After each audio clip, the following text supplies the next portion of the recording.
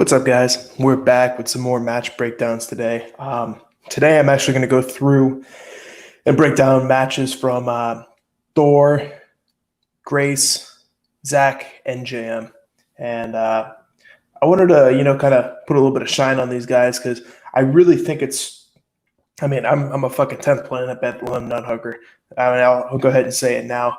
But yeah, it's really fascinating to me how Zack and JM can create as many killers as they have in such a short period of time. They're up in Bethlehem, right, which is PA, and it's not necessarily when they got there a hotbed for jiu-jitsu and grappling and stuff like that.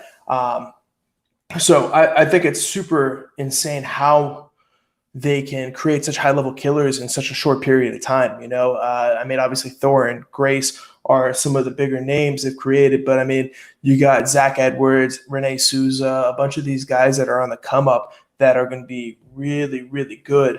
And obviously Zach and JM are really good competitors themselves too. So we're going to get into some match breakdowns today on some of their stuff. And then, we'll see what happens after that. I got 4 matches for you guys to break down. But before I get into that, we have to give some shout outs to the sponsors. 1 second. Let me just share this real quick.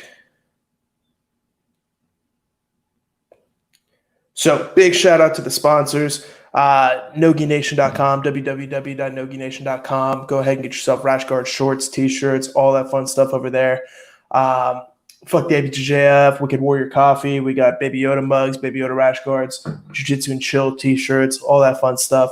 So www.nogination.com for that. Liberty Ammo, www.libertyammo.com. Use code StarLord for 10% off. Best defensive ammo in the market. They're headquartered here in Bradenton, and I use their ammo on the daily, so I definitely recommend that. And then Have a Shot of Freedom Whiskey Company, another veteran-owned company that I'm a big fan of.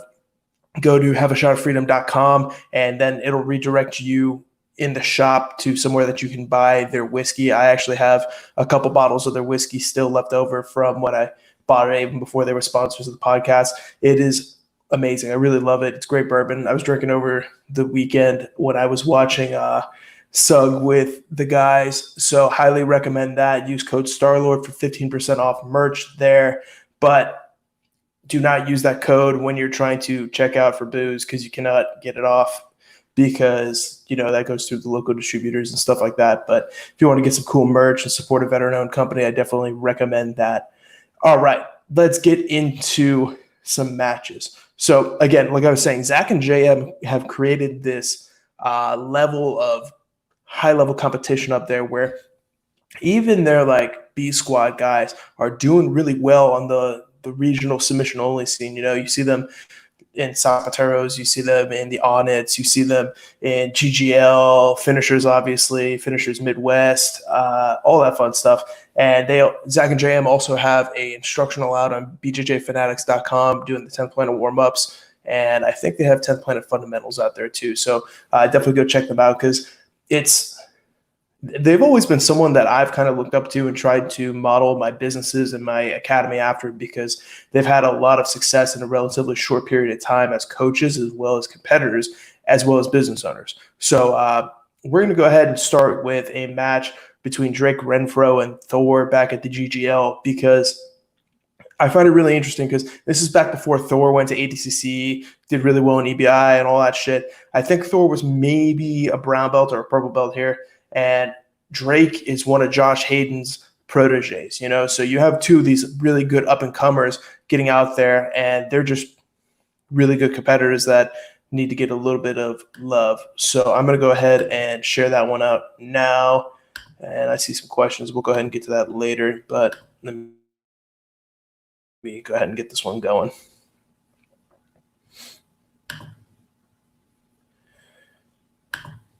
All right.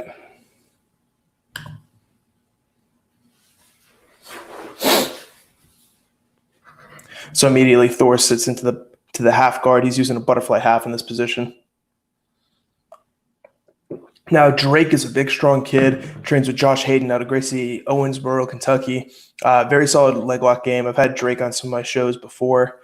I think this was right before I had Thor on Zapatero 6. Right away, Thor starts entering in on a single leg X, but Drake does a good job getting his hips back and crowding Thor's butterfly guard. Now, this match is 2 years old, for anybody wondering.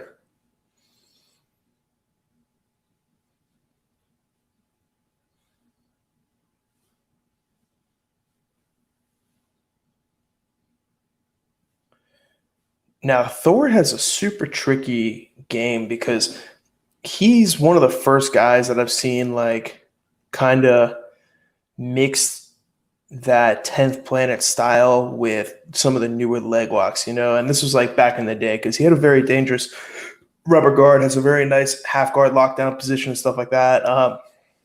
And he's super unorthodox in all these weird positions. He tapped Taza by inverting through from bottom north-south and catching him with it, an armbar rear triangle combination. So it's really interesting to see how Thor can do these things that most people shouldn't be able to do.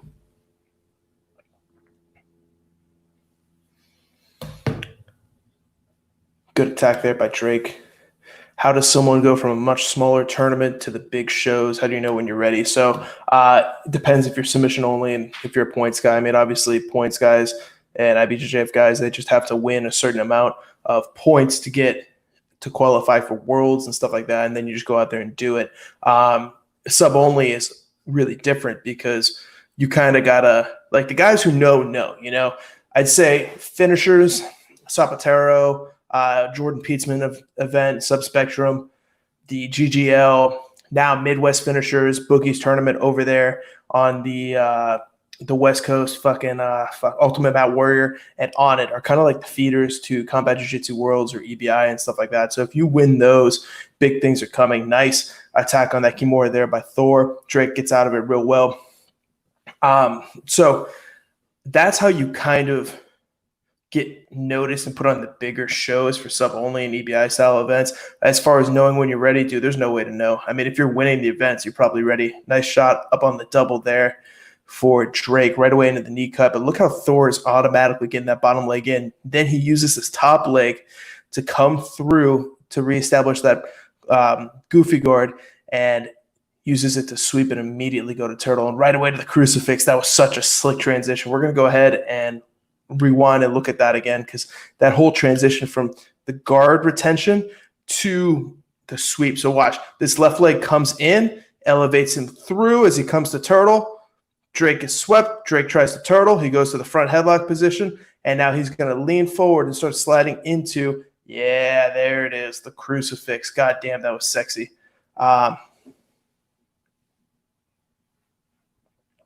Oh, man, Rocky from high school. If you want to get into the sport, 100%, just go and do it, It's hardest step is always walking in the door, but depending where you are, Rocky, just shoot me a text and I'll recommend some gyms. I think you're up in Tallahassee still. There's some really good schools up there that I'd recommend, but you just got to get in there and do it, It's going to be horrible for the first few months. Like, you're going to get smashed. You're going to be hurting in weird places. It's going to be embarrassing. It's going to be uncomfortable. But, I mean, dude, you wrestled. You did a bunch of stuff. Like, you'll be fine. You just got to get in there and do it. And it's never too late. Thor is actually one of those late bloomers. He came in after wrestling in college. So he was just out of college, I think, when he showed up to Zack and JM's. So in his 20s, and he started doing this. And now he's one of the top competitors in the world and owns his own school. Yeah, that was an insane transition there. That's the thing with Thor is everything he does is so unorthodox, but it's just so transitionary and beautiful to me.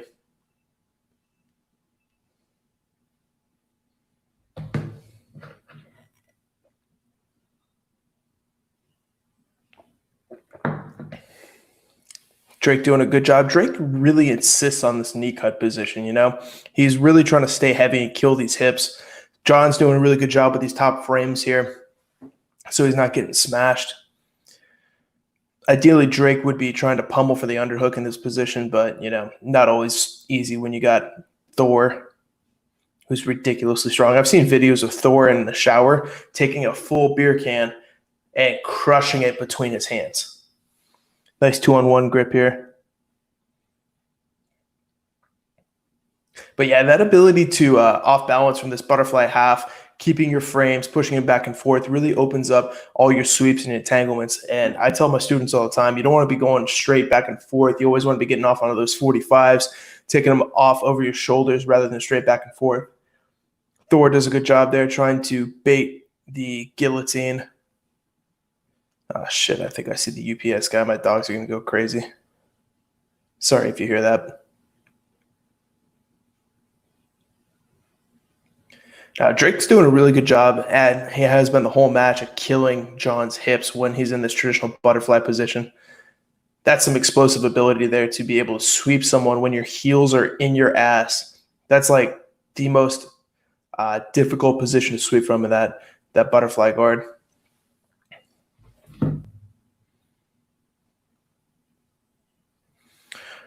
Now Thor's playing that low shin on shin. So this is like a modified butterfly half position. I play a lot, especially when people are starting to pass. You take your butterfly hook and you put it in on the shin, and it stops that back step like you saw there. And it also allows you to extend and retract them as well.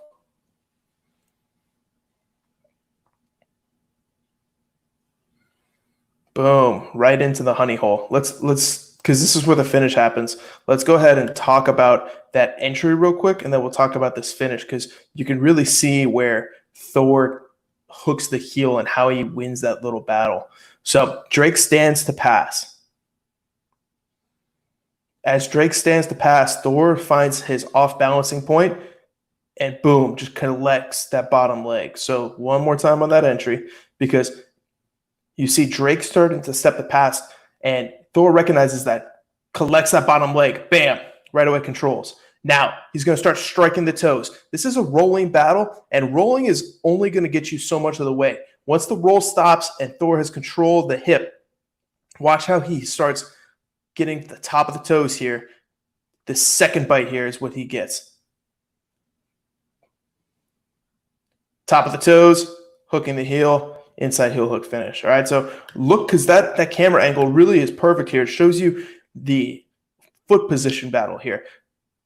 Drake's got a good boot, starts trying to roll through. He's trying to repummel, but as he repummels, he lets Thor catch that top of the toes, elbow striking the top of the toes to expose the inside heel is the way to go.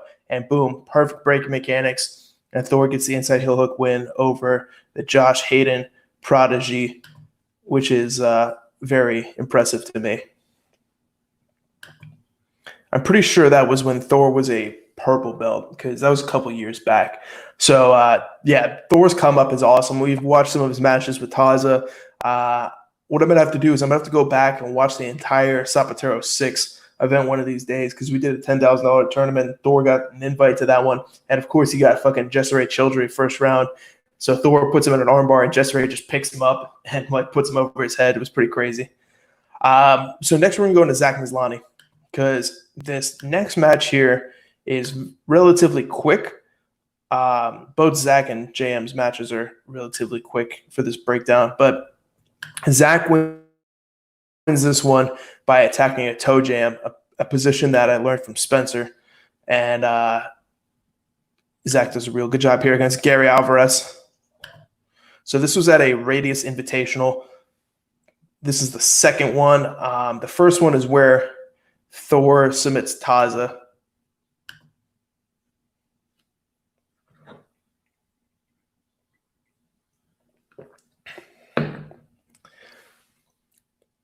Now, this is a nice trick to do from 50-50, because not a lot of people catch it. Immediately double guard pull, Zack's on that front headlock.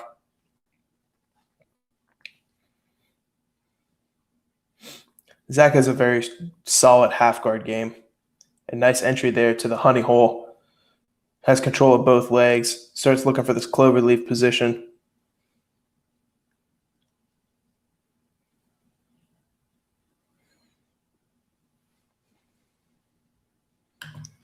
Hey, Zack, if I got time at the end, I'll break down one of your matches too. So just put in the comment section which match you want me to put on here, because I got Zack, JM, and Grace. And then I should be able to get 1 years in here too.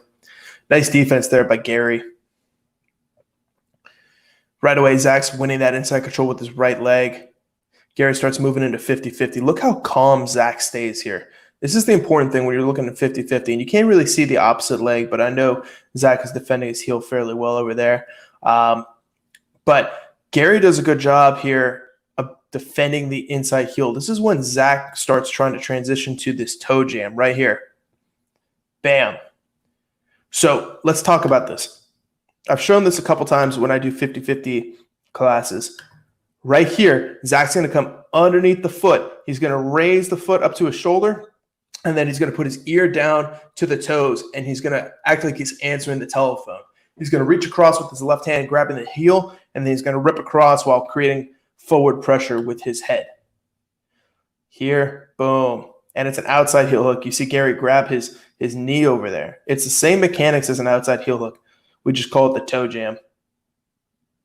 Boom. One more time on that. It's a super sneaky technique. Bam. Nice move there by Zack Maslany. And Zack doesn't compete. Hey, Zach Edwards, do me a favor. Find that match and put it in the comment section. I'll pull it up at the end. Yeah, Zack doesn't compete as much because he's running the school like JM does. And when they do compete, they compete at very high levels. Like Zack just had a match with fucking Joao. And it's really impressive to me that they're able to still compete at a relatively high level while running such a high-level academy and business. And here's going to be a match from JM where he actually submits Ethan Krellenston from one of the early finishers. And it says crowd goes crazy, which they fucking do. It was insane. So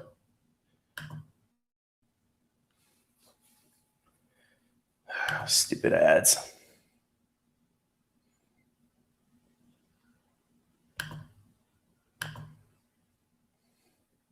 Yeah, so this is finishers 3.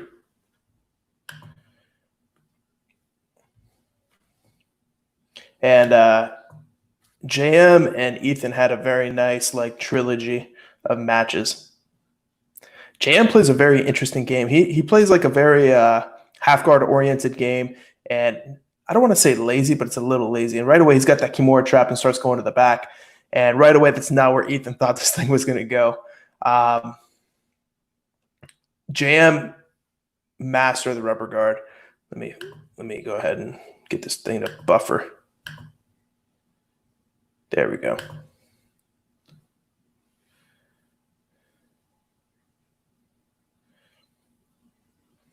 Body triangle from guard. Now you're going to see JM start isolating some of these arms. Cuts this angle for like a K guard, and he's going to hop the shoulder. Boom. Right away, hops the shoulder up to mission control. Hugging that knee tight and locks in the dead orchard. Right away, starts grabbing the hand of Ethan. Takes him belly down. He's got this tight armbar in here. That was a tight attempt. Now he transitions it to a spider web style armbar. Has to break it over the hips. And look how crazy JM goes here. This entire crowd loses their mind because it was such a big upset. I think Ethan had just gone and won my Zapatero event before this, if I'm not mistaken, because this was a couple years back, and it was a huge win for JM. Now, I know JM's super fucking hard on himself. We're going to go ahead and watch this one again. But JM's a fucking legend, man. He's one of the OGs of combat jiu-jitsu. He's competed MMA. He's talking about going back and fighting MMA again. Like, it's fucking insane. JM has been around the block, and for whatever reason, doesn't get the respect I think he deserves. But look how he transitions right away from this mission control position to the dead orchard. Right away, he's going like a K-guard, armbar attack. Then he breaks Ethan's posture down, starts sliding up mission control, hugs the knee. And now, right away, locks in the dead orchard. Now, Ethan's got his hand on his head. Right away, he grabs the hand, not the wrist. He's always grabbing the end of the lever. From here, he sees Ethan's shoulder starts popping out. Now he's going to transition back to a traditional armbar. Hips are up. tries going across the hips. He's just following the shoulder the entire time. It was crazy. I remember watching that thing live. It was one of the craziest matches I've ever seen. And yeah, everybody's going fucking crazy. All right, one more. We're going to have the quintet match between Grace and Rikako Yusa from Quintet. Apopku, there's a difference between people who know legs and people who are leg technicians. Yeah, there definitely is. I think, especially with legs, I've talked to a few other really good leg lockers. I'm trying to fucking get rid of this comment now. Why won't this thing come off? That's weird. But yeah, they agree. You know, like legs, and it's been said too many times, is 50% of the body, you know? And when it's 50% of the body, there's just so much that you can learn and not learn. It's really interesting to me because when people talk about leg locks, there's a really, you never know what the other guy knows, and you never know if it's something that you don't know. And I had a match with Miha Perhavik over in Amsterdam, and I thought he was this great leg locker and stuff like that. So I was like, oh, nice, we're going to get into a leg lock battle. But he decided to take a completely different direction. He like Kimura tracked me, put me in an armbar, and fucking tapped me real quick because he's a beast. But he said something to me after. He's like, leg locks are so vast that there's always a trick that someone knows that you may not know. So it gets riskier to go into leg entanglements with guys who are good leg lockers. And Zack showed that in that match in Radius, because that toe jam isn't something people attack a lot and isn't something that people really see too often. So if you have that trick in the back of your pocket and this guy doesn't know it, you could beat a very good guy, maybe somebody who's better than you with the trick, you know? So I definitely think there is a difference between people who know leg locks and leg technicians, but even good leg technicians can get caught in counter leg locks because they get sloppy or because there's just something that they haven't seen yet, you know? So here's a match between Grace and Riku, like I said, from Quintet. Hopefully I don't get taken down for this one. Rikako Yuasa. All right. So this one goes the full time, and I think they get a draw out of it, but Grace is like 17 here, you know? And this girl is a very high-level competitor. Let me get past the point where this lady's crying. There we go. I think this is the one where I think she's a black belt world champion, and Grace just like mangles her. And mangles is like, you know, a generous term because it did go to a draw, but she was all over her. And Grace is one of those ones that, man, I'm really interested to see her development because she's a killer, but she's super quiet. So I don't know if she's ever going to get the respect she deserves. Hopefully she does, because she's just amazing. She's the silent assassin is what they call her. Let me see if I can find one of Zack's matches on here while we're looking at the loadout.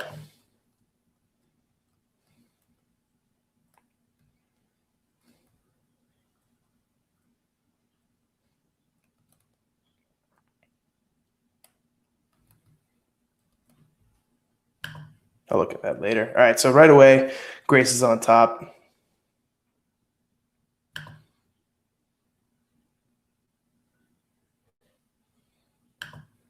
Really depends, dude. Some schools are very competition based. Some schools are a time thing, but it's basically just how good you grapple. Right away, she's got like a Dead Orchard triangle style position in on Grace.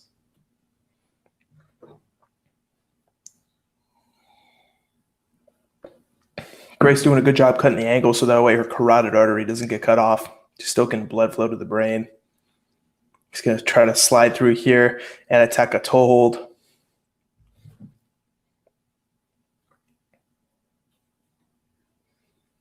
Switches to the omoplata. Now Grace is clearing that shoulder line here.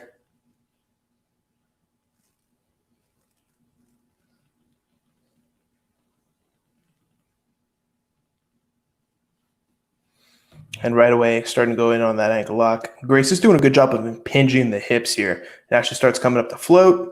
Now, the thing about quintet is there's no heel hooks. Everything else is legal, just no heel hooks.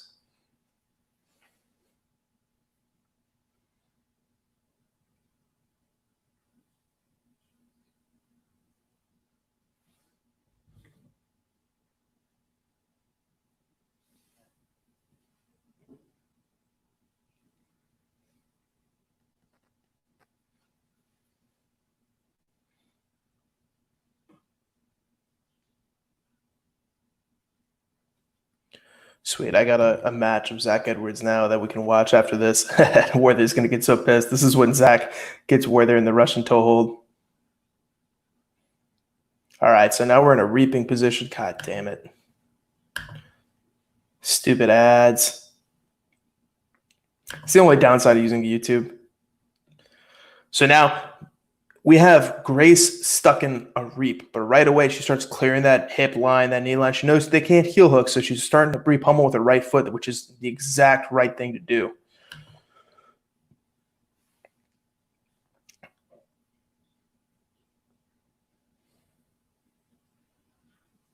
Boom. Inverts through. Starts attacking that near side arm. She's almost got that arm bar too.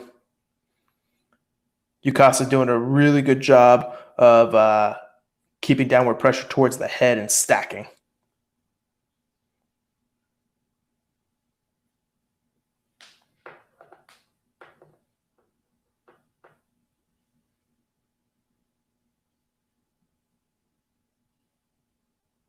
So they're giving stalling calls here to both these guys, Ashido, as they call it in quintet. Now, the thing with quintet is they give you very quick stalling calls. So if you're like sitting in a position, even a dominant position, like say if I have your back and I'm not immediately attacking a choke, there's a good chance they're going to give you a stalling call. I don't really agree with the quintet stalling calls just because it's very subjective and very fast. Jiu-jitsu does take time to have things work out, but it does keep the action going. Now you saw a little transition through the legs. Grace was looking for a crab ride there to get to the back, but she comes back on top, starts putting pressure forward on the hips to pass. Yukasa doing a good job off balancing, starting to look for those butterfly sweeps and elevations, dragging through, looking for that back. Grace doing a good job with her knees here, really controlling the hips. Now she's back into like a single leg X position, transitioning into the honey hole. Again, no heel hooks allowed on this one, but all other leg entanglements are.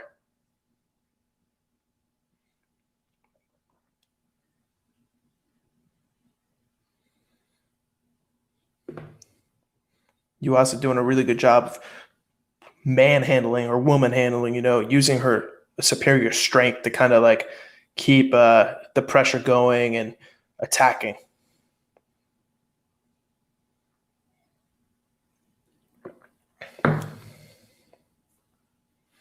Yeah, Grace is like 17 here, maybe 18 now, but she's always been one of those phenoms.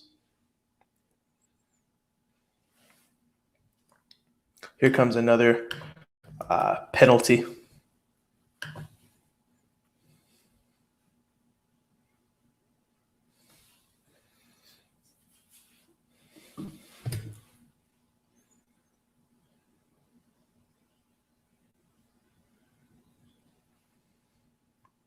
Hold on. We got some buffering going on here.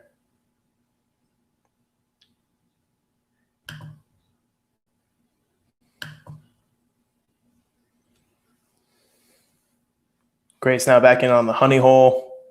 Starts to come through to the back. Now, this is what I'm talking about. She's so fucking intelligent and knows her pathway so well. She goes from that honey hole right to that crab ride, and she's going to start trying to come through and get Yuasa's back here.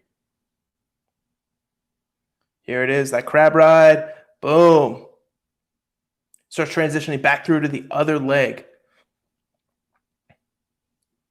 Yuasa looking for a toe hold now.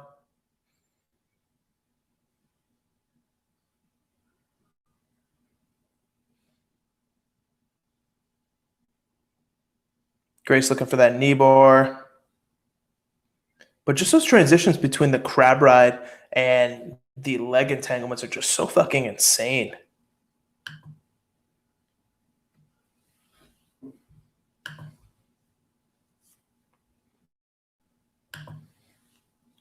Right away back through, starting to invert through. US is looking for a toe hold again.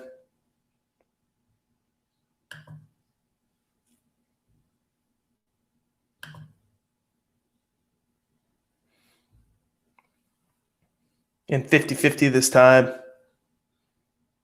US controlling the head. Grace looking to attack an ankle lock and roll through again for the back. God, this inversion game is just so insane.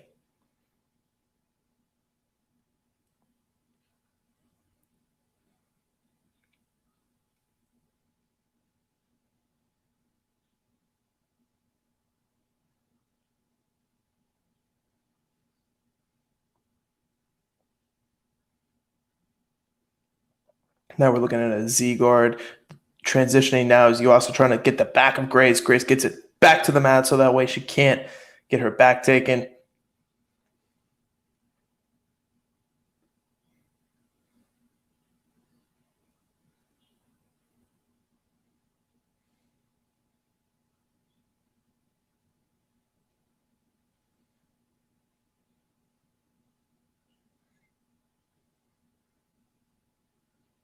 You're also looking for this arm lock now.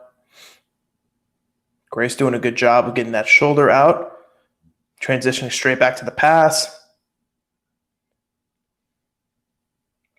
Coming up and impinging the hips. Inverting back through again. You're also doing a good job going side to side on the pass. Grace comes up on that front headlock. Starting to attack that neck. Back through to the legs.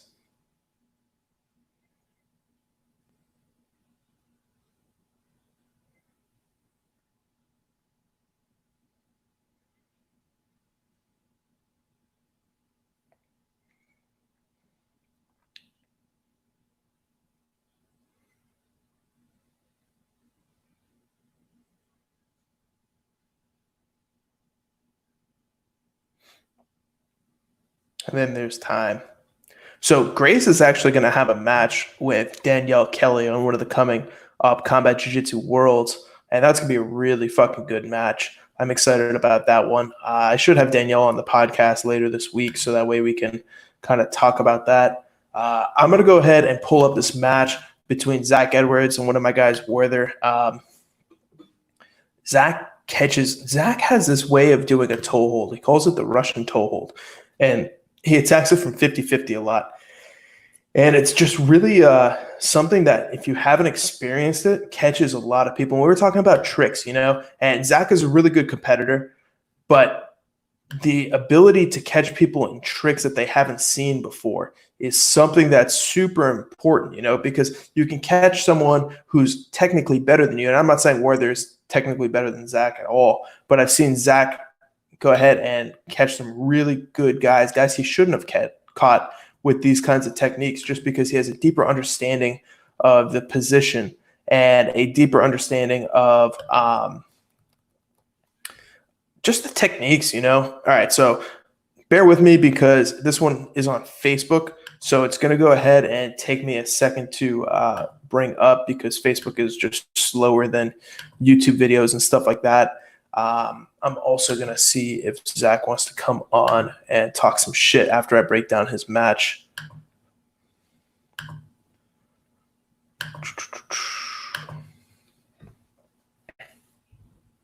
All right, we should be almost there.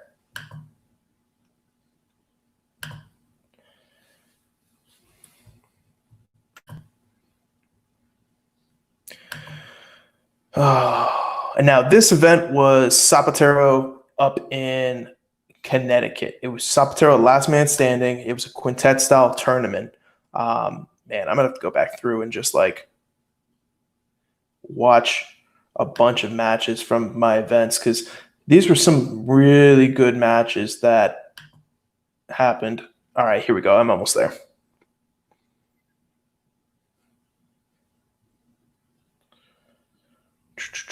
All right, 244, 239. I see them here. I just want to get to the front of the match. Now, Zack got a last-minute spot on Team Detroit Jiu-Jitsu, which ended up winning the event.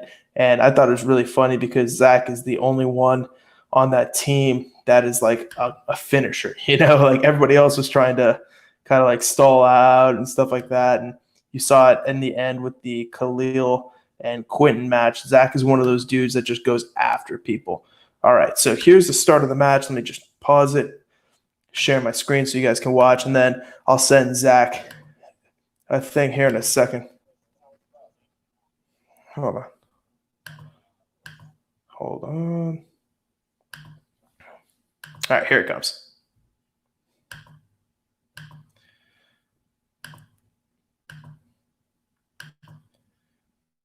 All right, so this should, let me see if we can get this thing full screen.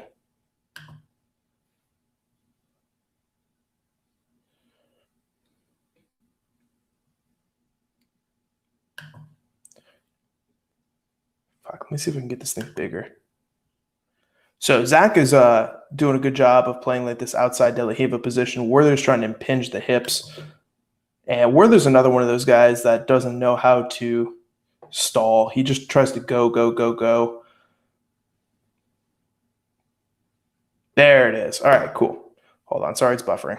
And this is the problem. This is why I don't watch many matches on Facebook, just because for some reason the browser has a hard time playing these matches. I gotta download this and put it on YouTube eventually.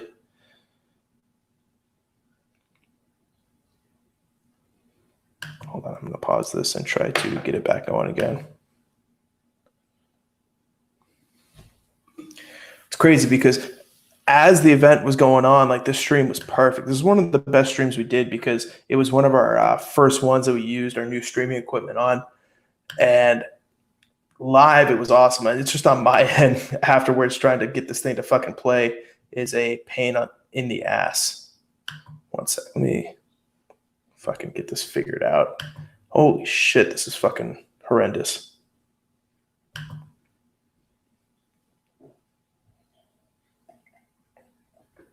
All right, here we go. Now I think I got it. And then we'll have Zack come on because I want to talk to him a little bit about what Zack and JM do that fosters such an environment to learn and create killers. So you're going to have to look at these ugly guys for a second here. We are right before the match, and Zack and Werther are about to shake hands and get going here. Here they are. All right. Are you kidding me? Now it's buffering again? Zack, this is how much I fucking love you, dude. I'm trying to get you this fucking heat and smoke and props, but they just don't want to do it.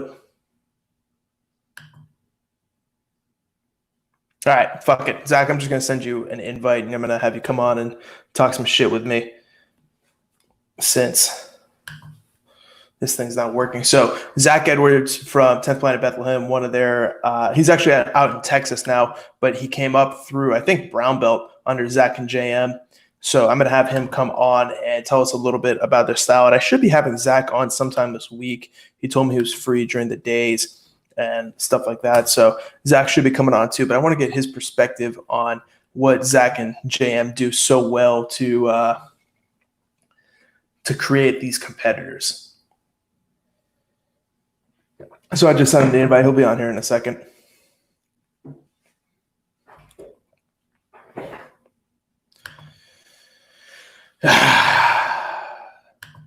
Now, sorry, Zack, I feel bad. I should have gotten one of your matches on here, but, Facebook's a shit show.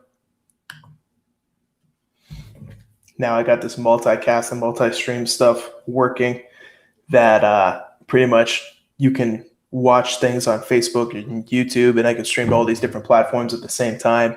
But Zack saw the thing. He's about to come on now here too. Brian's talking about, JM was attacking a wrist lock too on that match against Ethan. And dude, Ethan's a fucking killer. He won North American Trials twice.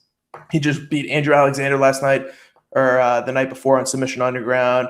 Ethan, I really think, is going to medal in ADCC probably this year. If not this year, then next. So it's craziness, man. There's a lot of really good guys out there. And we were talking about it back in the beginning because Popko was asking how you transition to the higher levels. But these lower level events, and not even lower level, I'd say more regional, because the finishers, the Zapateros, the Onnits, like you see the same guys. I was talking to John Calistine about it. The same guys who were on all these finishers and Zapateros were the guys he had to grapple in EBI when he won the event. So here's Zach. What's up, Free? Damn. What up? How you doing, dude? Oh man, living a dream out here, man. Living a dream. Living in real America, where they have rights and shit like that. Yes, sir. So when did you fucking move out there? When? Shit. It was only like a couple months ago, right? Back in February. I think February 18th is my official like move-in date. Damn, and you're training down there at 10th Planet Austin now? Yes, sir. Damn, that's awesome. All right, so let's get you talking about Bethlehem because you got your brown belt from Zack and JM, right? Yes, sir. Don't call me sir. All right. Call me motherfucker or something like that. Yeah, that's better. That's better. That's what I'm used to. Dude, what is it about Zack and JM and like Bethlehem that creates these killers? Because like you, Renee, Thor, Zack, JM, Grace, like there's a bunch of more guys that are coming up that people don't even know about yet. Like, what did they do to foster that environment of like great competitors? Well, I mean, first it's both Zack and JM are both high level practitioners in themselves, and you know better than anybody if you got high level coaches that know how to teach that they're going to pump out some high level dudes. Yeah. Oh, and Grace, but I mean, just the way they break it down in classes, and then we usually do like live scenarios from those breakdowns. Mm-hmm. And then after that, then we'll do the rolls, and sometimes they'll even surprise us and do EBI rounds after we've done all that shit. So we usually do like 30 minutes of, technique, probably 10 to 15 minutes of like live positionals from those techniques, and then we'll do live rounds.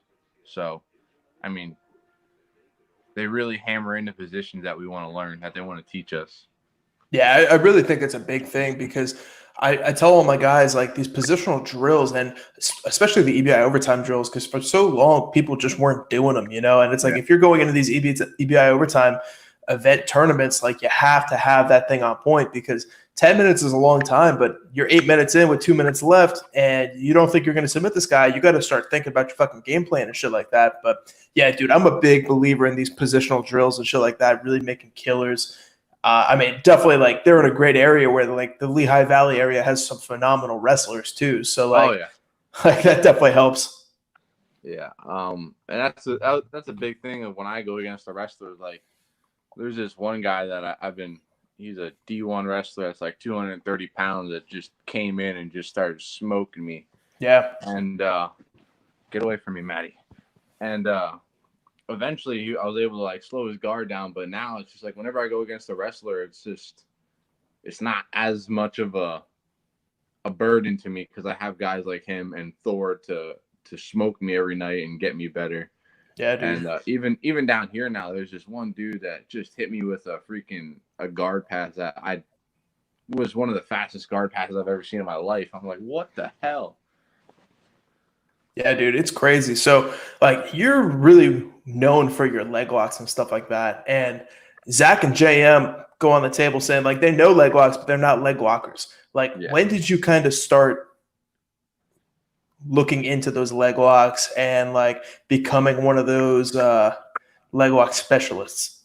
So, probably about 4 months into my training, Zack started showing this leg flow. Like leg position flow, like just the 5 basic positions like ashi, double outside, honey hole, crippler, which is like a diagonal ashi, I guess you call, and then 50-50. It's the reap, right? Yeah. And then I just every day before and after class I would be drilling those 5 basic tech positions. Oh, God bless you. I would just be drilling them before and after class, and I'd be getting smoked all the while training. And eventually, I don't know what happened. It just finally clicked, and I just got obsessed with leg locks. I was watching Gary Tony, I always say, in one of his EBIs that he did the light heavyweight division. Yeah.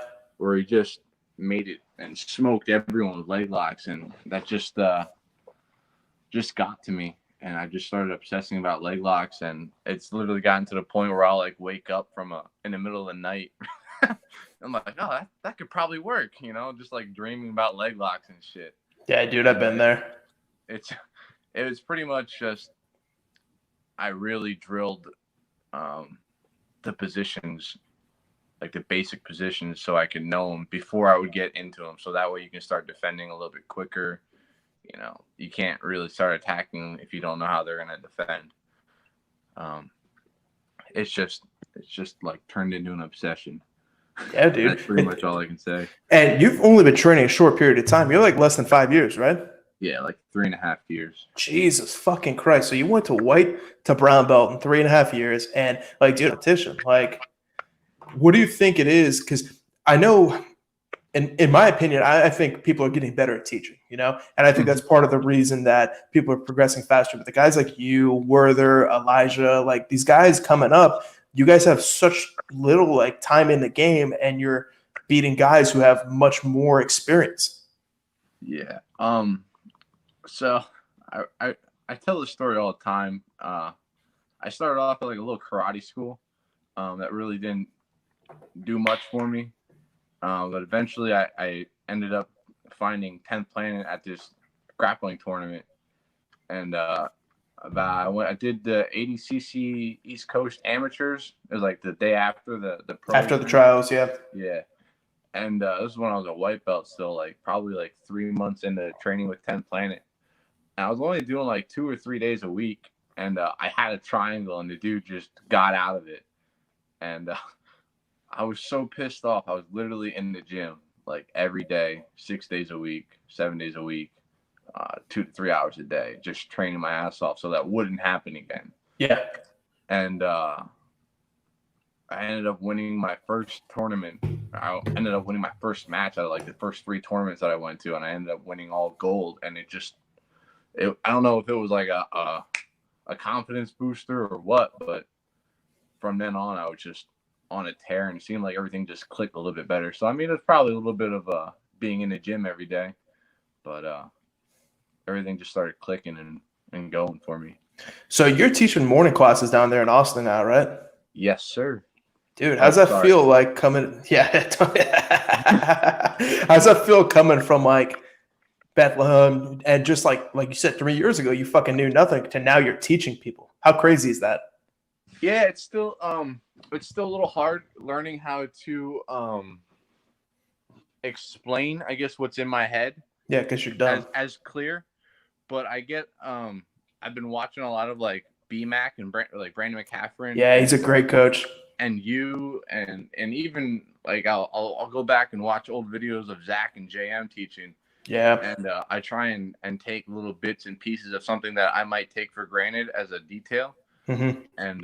And try and express it a little bit more, because it was even like times where I'm talking about heel hooks and stuff, and I forget to like mention that you have to bridge into the side of their knee, and white belts aren't going to know that you need to bridge into the side of somebody's knee. And I'm like, oh man, yeah, or I got to get it all the way onto the side of their knee and not underneath it, just little details like that. Yeah, just little shit, dude. And like when I first started teaching, because I started teaching as a blue belt, like the understanding of techniques gets so much deeper when you have to re-explain it to someone, So like, yeah, I can only imagine how in the next like year or two, if you keep teaching, how much your game's gonna like explode, not just like from a competition perspective, but from an understanding of the techniques, and you're gonna be creating a lot more. Because like, dude, you're already creative. Like that fucking Russian toe hold you hit on everybody. That like, honestly, dude, I hadn't ever seen that before. You showed that, and I'm sure there's going to be more shit like that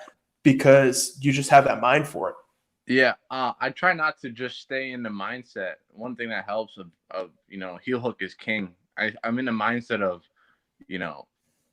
whatever works. Yeah, dude. And I actually didn't really believe too much in toe holds before. It's funny I say that again. I didn't believe in it, but I haven't been training very much. But I did a blue belt tournament. I wasn't a very big believer before that, where I couldn't heel hook anyone. Mm-hmm. And I had this dude in honey hole for like 3 minutes. I'm like, what am I gonna do here? And I ended up passing the leg outside, and ended up going for a toe hold, and his foot like just folded in half, and Yeah. I was like, oh my god, these work. Yeah, dude. I didn't believe in toe holds and ankle locks for the longest time. And it just it finally clicked, and then I started going after toe holds more after that, and that's funny shit, man. This fucking foot just literally just went from here to in half, and I was like, oh my god, dude. Yeah, dude. I had a couple of those experiences where I ended up breaking a guy's foot with a toe hold, and then another one where like the weirdest sound, like it wasn't a break, it was more of a tear in the ligaments, and it sounded like Velcro coming apart. And I was like, oh Jesus Christ! Yeah. So that kind of went into my head and made me realize it works. But the other thing that kind of clicked for me is heel hooks are just toe holds with a different grip. You know, Yeah. Everything I do now is mimicking a toe hold mechanic, but just with a better control. Yeah, I got a couple of grips I've been working with lately too that they're still in the lab. Yeah, to bring them out whenever I get a chance, but they're pretty gnarly. It's just weird stuff that like happens on accident that you think it's like, oh man, that actually could work, and that's actually how the toe hold, the Russian toe hold, came about. I was at a tournament and I literally just landed with my hand on his heel and my forearm across his toes, and I'm like, huh. This kind of looks like a Kimura grip right here. Maybe I could probably rip this. And his freaking ankle started cracking, and away it went. That's craziness, man. All right, dude, I'm going to let you go because I got to get off. But I got to get you back on probably next week because I'm booked out the rest of this week. And we'll like sit down for an hour or two and just chat. Right on. All right. Good seeing you, dude. Yes, sir. Take care. All right, guys. Zack Edwards, 10th Planet Bethlehem. Well, he's down in 10th Planet Austin now. But yeah, I definitely recommend looking at all the Zack and JM stuff because they're some of the best coaches I've ever seen. Making really good guys like Zack, Renee Souza, fucking Grace, Thor themselves, you know. So if you're interested in their kind of stuff, go to bjjfanatics.com. They got some stuff out there. And they also have finishers.tv, a website. I think it's subscription-based where they put a bunch of techniques out and stuff like that. But I'm going to be back later today. I got an interview tonight, and then I have classes as well that I'm going to be teaching. So go ahead and shoot me a message if you want to see something in particular or if you want to guest. I'm actually working on some really big name guests to come on, some like old school UFC legends. So hopefully that comes to fruition. I'll know more probably end of this week. But yeah, you guys stay safe. I'll talk to you guys soon. Remember, check out the sponsors, Liberty Ammo, Have a Shot of Freedom Whiskey, Nogi Nation, and CBD Me. All right, see you guys.